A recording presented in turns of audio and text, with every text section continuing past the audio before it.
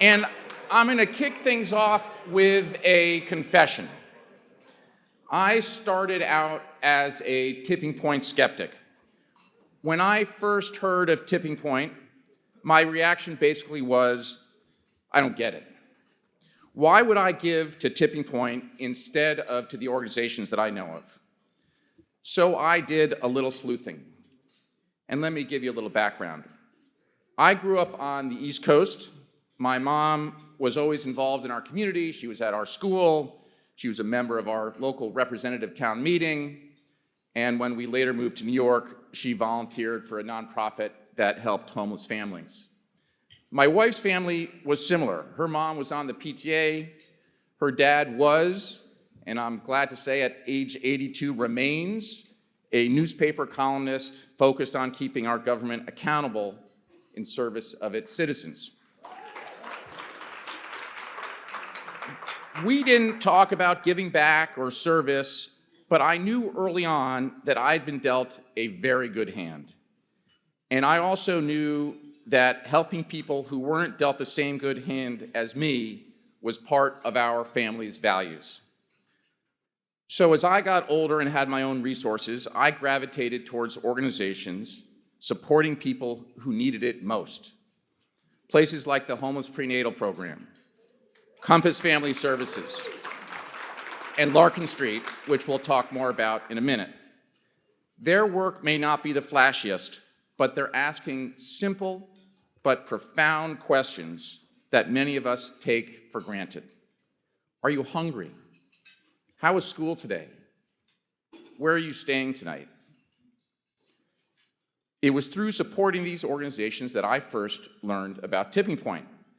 I kept seeing Tipping Point on those lists of donors on the back of annual reports and hearing about Tipping Point from friends. But I still didn't know really what it was all about, so I got a little sneaky, and I didn't ask for a meeting with Tipping Point staff or board. Instead, I went to the experts. I asked a handful of executive directors that I knew of organizations that I had been supporting. I said, hey, what's the deal with Tipping Point? And what I heard surprised me. Of course, they all like the money. The unrestricted general operating dollars that Tipping Point provides are like gold to nonprofits, allowing them to put resources to use where they are needed most. But every leader, unprompted, talked about the support beyond the money. Each had a different example to share with me. Assistance with an HR problem, advising on fundraising campaigns, board governance. Tipping Point was there as a partner to solve their operational challenges. This capacity building was helping Tipping Point's grantees become more effective in support of their missions. That value add has been part of the Tipping Point model since day one, and it's still core to the organization today. In fact, just this week, Tipping Point announced a partnership with Anthropic to provide AI tools to its portfolio of grantees. I also learned, as I was doing a bit of sleuthing, about Tipping Point's other big differentiator. It's the expertise Tipping Point brings to its donors, those of us in this room. We all want to address poverty in Bay Area. The question is how? Tipping Point firmly answers that question, taking the guessing game out of philanthropy. It rigorously vets every potential grantee so you don't have to, ensuring that each dollar funds the strongest approaches to combating poverty in the Bay Area. Everything Tipping Point has done over the last 20 years has served one purpose: to create a stronger Bay Area where everyone can prosper. Our first speaker today, Jordan Jones, is part of that strength. From the minute he walked through the doors of Tipping Point grantee Larkin Street 3 years ago, it changed the course of his life.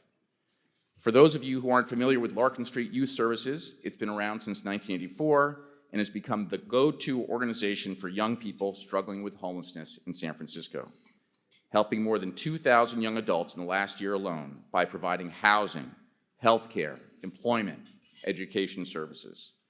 Through the leadership of its tenacious, longtime executive director, Sherilyn Adams, Larkin Street doesn't just interrupt homelessness, it ends it permanently for those in their care. And Sherilyn, I believe, is here today. Thank you, Sherilyn. Larkin Street's work may not be groundbreaking in the Silicon Valley sense.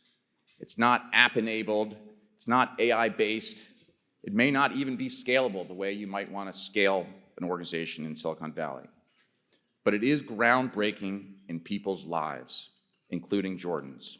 I'm honored to introduce Jordan Jones.